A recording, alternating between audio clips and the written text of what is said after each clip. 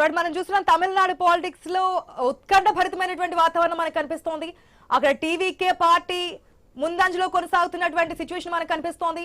తమిళనాడు విషయానికి వస్తే కనుక అటు డిఎంకే 50 స్థానాల్లో లీడ్స్ లో ఉంటే కనుక టీవీకే 102 స్థానాల్లో కంటిన్యూ అవుతుంది తన ట్రెండ్ అయితే, తన లీడ్స్ అయితే కొనసాగిస్తున్నటువంటి సిచ్యువేషన్. ఇక అన్నా డిఎంకే 73 స్థానాల్లో రెండో స్థానంలో కొనసాగుతోంది. 118 మ్యాజిక్ ఫిగర్, దాదాపుగా ఆల్మోస్ట్ క్లోజ్ లో ఉంది టీవీకే. మరి మ్యాజిక్ ఫిగర్ టచ్ చేస్తోందా అధికారాన్ని? అంటే సింగిల్ పార్టీగా నేను ఏదైతే అధికారంలోకి వస్తానని చెప్పి విజయం మొదటి నుంచి చెప్పుకొచ్చారు, ఆ విధంగానే అధికారం చేజిక్కించుకోపోతున్నారా అనేది మరికొన్ని గంటల్లో, మరికొన్ని నిమిషాల్లో మనకి తెలియ అవకాశం ఉంది. ఇంకా కొన్ని రౌండ్స్ మిగిలి ఉన్నాయి కాబట్టి ఆ రౌండ్స్ తర్వాత కూడా మనకు ఫలితాలు వచ్చే అవకాశం ఉంది. మొత్తం 234 ఉన్నటువంటి నియోజకవర్గాలు, 226 నియోజకవర్గాలకు సంబంధించినటువంటి లీడ్స్ మనం చూస్తున్నాం. దాదాపుగా 103 మరొక లీడ్స్ మనకి చేంజ్ అయ్యాయి. 103 స్థానాల్లో టీవీకే అనేది లీడ్స్ ని కంటిన్యూ చేస్తున్నటువంటి సందర్భం మనకు కనిపిస్తోంది. 49 డిఎంకే కాస్త మళ్ళీ వెనకం చేస్తుంది. అంటే మారుతున్నాయి, రౌండ్ టు రౌండ్ మనకి ఫలితాలు మారుతూ ఉంటాయి. ఇప్పుడు ఆధిక్యం అనేది సెకండ్ రౌండ్ లో కాస్త తగ్గచ్చు, మళ్ళీ నెక్స్ట్ రౌండ్ లో అనేది పెరగచ్చు. సో ఇప్పుడున్నటువంటి దాని ప్రకారం డిఎంకే 49, అన్నా డిఎంకే 74, టీవీకే 103 స్థానాల్లో ఆధిక్యంలో కొనసాగుతోంది. కాంగ్రెస్ పార్టీ నుంచి షేక్ సైదా గారు ఉన్నారు. సైదా గారు నమస్తే అండి. నమస్కారం ఆశా గారు. ఫలితాలకు సంబంధించి అభిప్రాయం? మా ఆశా గారు, మీకు ప్యానల్ పెద్దలు మహేష్ గారు అలాగే వీరశేఖర్ గారికి నమస్కారం, ఐన్యూస్ నమస్కారం.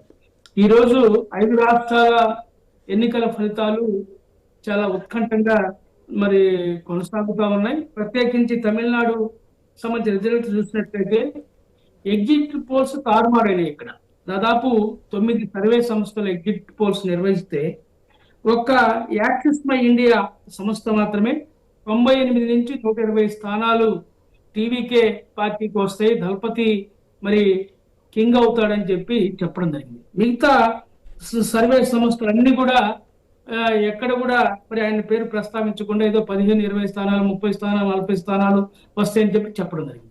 ఈ యొక్క ఎగ్జిట్ పోల్స్ లో మాత్రం, ఎగ్జాక్ట్ పోల్స్ మాత్రం ఈ యొక్క తమిళనాడులో చాలా స్పష్టంగా అర్థమవుతా ఉన్నాయి. ఎందుకంటే మనం చూస్తా ఉన్నాం, బీజేపీ అమిత్ షా, మోడీ చాలా తీవ్రంగా ప్రయత్నాలు చేశారు. అక్కడ మరి ఏఐడిఎంకేతో పొత్తు పెట్టుకొని ఏదైనా సరే మరి డిఎంకేని ఓడించాలా, టీవీకే మరి ఇబ్బంది పెట్టాలని ఆలోచించి చాలా ప్రయత్నాలు చేశారు. చివరికి దళపతి యొక్క సినిమాని కూడా, విజయ్ సినిమాని కూడా మరి రిలీజ్ కాకుండా ఏ విధంగా ఇబ్బందులు పెట్టారో చూసాం. అయితే ఇక్కడ విజయ్ చాలా మానసిక స్థైర్యంతో, చాలా పట్టుదలతోటి, ఆత్మవిశ్వాసంతో ఎన్నికలకు వెళ్ళాడు. 234 స్థానాల్లో కూడా తన పార్టీ అభ్యర్థులను నిలిపాడు. తను ఒంటరి పోరాటం చేశాడు. అక్కడ తమిళనాడు ప్రాంత ప్రజలు నమ్మారు. ఎందుకంటే అతను బీజేపీకి అగెనిస్ట్ గా ఉన్నాడు, అలాగే ఇండియా కూటమికి కూడా దగ్గర కాకుండా అతను స్వతంత్రంగా వ్యవహరించాడు. ఈ 2 కూటములు ఏదైనా సరే చూస్తారు కాబట్టి ప్రజలు కొత్తదనాన్ని కోరుకున్నారు. టీవీకేకి, దళపతికి ఒక అవకాశం ఇవ్వాలని చెప్పి మూకుమ్మడిగా ఓట్లు వేశారు. అందువలనే ఈ రోజు 103 స్థానాలకి ఆయన ఇప్పుడున్నటువంటి ఫలితాలను బట్టి చూస్తే ఆయన ముందంజలో ఉన్నట్టుగా తెలుస్తా ఉంది.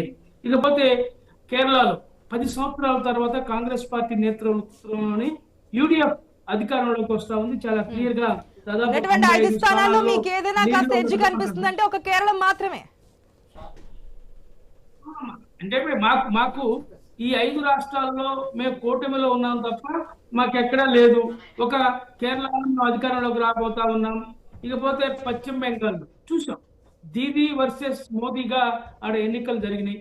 దాదాపు 294 స్థానాల్లో పెద్ద రాష్ట్రం ఇది. హోరాహోరీగా ఎన్నికలు జరిగాయి.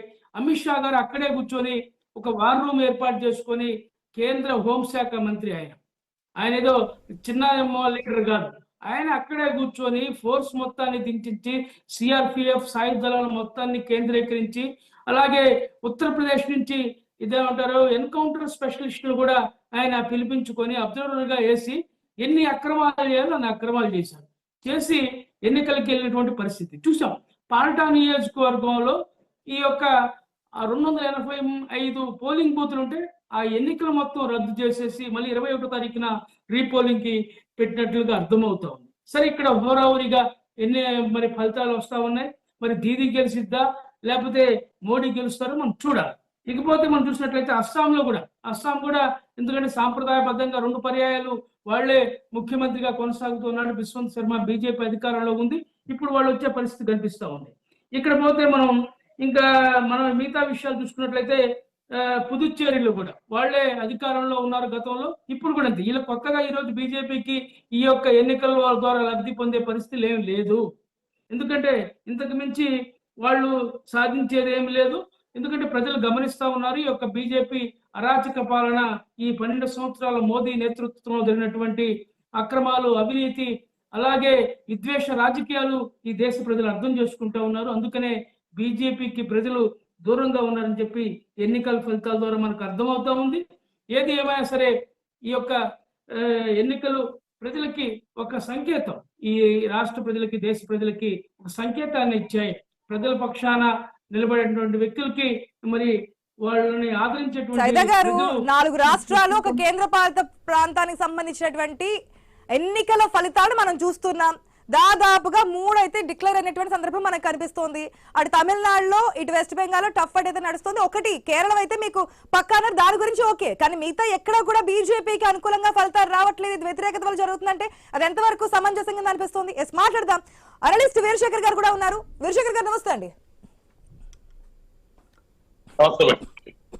నిన్న కూడా మనం డిస్కస్ చేశాము తమిళనాడు పాలిటిక్స్ గురించి, వెస్ట్ బెంగాల్ గురించి. కానీ ఇప్పుడు ఇంట్రెస్టింగ్ గా మారుతున్నటువంటి సిచ్యువేషన్ తమిళనాడు ఫలితాలకు సంబంధించి టీవీకే ముందంజలో కొనసాగుతున్న, అది కూడా చాలా డిస్టెన్స్ లో 103 స్థానాల్లో టీవీకే అక్కడ ఆధిక్యంలో కొనసాగుతున్నటువంటి సిచ్యువేషన్ కనిపిస్తోంది.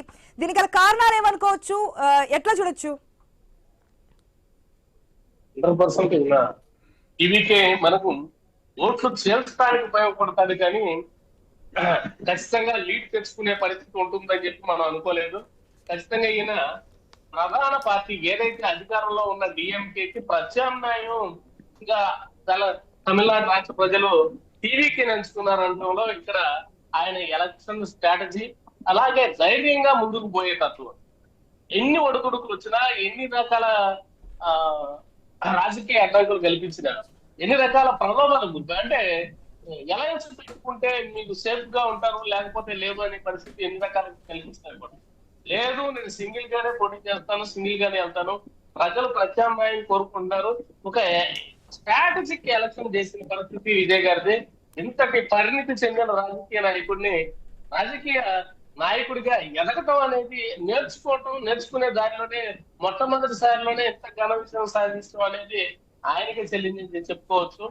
ఆయన గ్రౌండ్ లెవెల్లో తన రిప్రజెంటేషన్ ని పూర్తి స్థాయిలో నియమించి 3వ ప్రత్యామ్నాయాన్ని డిఎంకేకి, ఏఐడిఎంకేకి 3వ ప్రత్యామ్నాయంగా తన నాయకత్వాన్ని నిలబెట్టి వాళ్ళని గెలిచే విధంగా, వాళ్ళు అక్కడ విజయం సాధించి అధికారం చేపట్టే తమిళనాడులో అధికారం చేపట్టే దిశగా ముందుకు సాగిన ఆయన రాజకీయ ప్రయాణం చాలా తక్కువ రోజుల్లో ఇంత పెద్ద విజయం సాధించడం అనేది గ్రేట్ అని చెప్పుకోవచ్చు. ఆయన్ని తమిళ ప్రజలే కాదు, దేశంలో రాజకీయాలలో మార్పు ప్రజలు కోరుకుంటున్నారు. దానికి ధైర్యంగా వాళ్ళ రిప్రజెంటేషన్ ని అక్కడ చూపిస్తే ఖచ్చితంగా వాళ్ళు అడాప్ట్ చేసుకుంటారు.